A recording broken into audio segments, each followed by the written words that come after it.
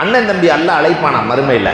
அழைச்சி அண்ணன்ட்ட கேட்பாரான், உன் தம்பியை பற்றி என்ன நினைக்கிறேன்?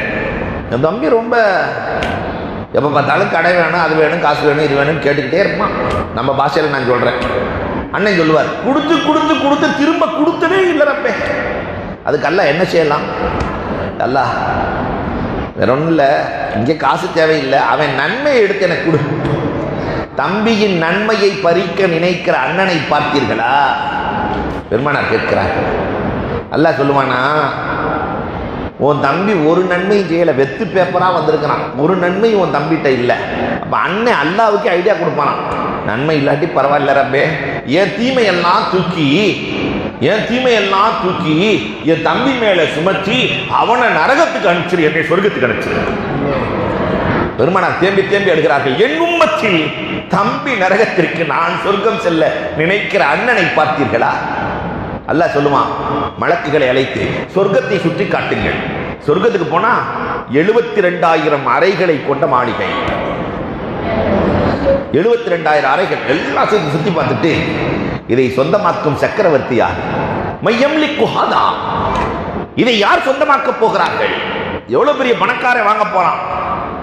அல்லாஹ் சொல்லுவான், லா யம்லிக்கு நபிக்குன் வலா சித்திக் வலா ஷஹீத் வலா முலூக். எந்த நபிக்கும் தர்ற மாதிரி இல்லை, எந்த சித்திக், எந்த ஷஹீத், எந்த அரசனுக்கு இல்லை. வேறு யாருக்கு இவ்வளவு அற்புதமான மாளிகை? உனக்குத்தான் தரலான் இருக்கேம்மா. அல்லாஹ் எனக்கா? ஒரே ஒரு கண்டிஷன், தம்பியை மன்னிச்சுட்டேன்னு சொல்லணும். தம்பியை மன்னிச்சுட்டேன்னு சொல்லணும். அன்னைக்கார் சொல்லுவார், கதை கப்பறத்து. அல்லாஹ் ஒரு தடவை தான் சொல்லுவான், ஒரு 3 தடவை சொல்லுவார், மன்னிச்சிட்டேன். அல்லாஹ் சொல்லுவான், தம்பியின் கரத்தின் வலா சித்திக் வலா ஷஹீத் வலா முலூக். எந்த நபிக்கும் தர்ற மாதிரி இல்லை, எந்த சித்திக், எந்த ஷஹீத், எந்த அரசனுக்கு இல்லை. வேறு யாருக்கு இவ்வளவு அற்புதமான மாளிகை? உனக்குத்தான் தரலான் இருக்கேம்மா. அல்லாஹ் எனக்கா? ஒரே ஒரு கண்டிஷன், தம்பியை மன்னிச்சுட்டேன்னு சொல்லணும்.